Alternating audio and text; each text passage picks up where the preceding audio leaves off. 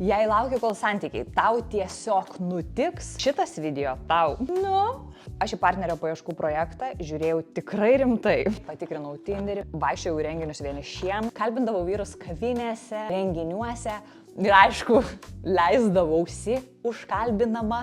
Tada galiausiai supratau, kad nėra ko laukti, nes intuicija kuždėjo, kad yra laikas organizuoti renginį. Su dviem draugiam sugalvojom padaryti renginį vienišiems žmonėms. Butas Vilniaus senamiestyje.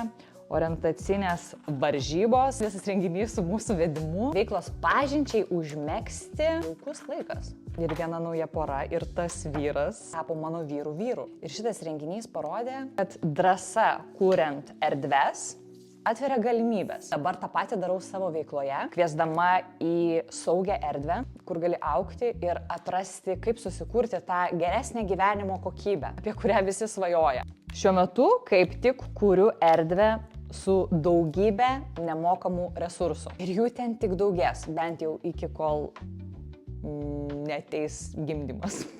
Apie santykius, pinigus, asmeninį augimą. Komentuok arba parašyk man, pasidalinsiu, kaip tą erdvę atrasti. Pasidalink savo pažinčių istorijomis. Gal irgi turi kažką tokio drąsaus?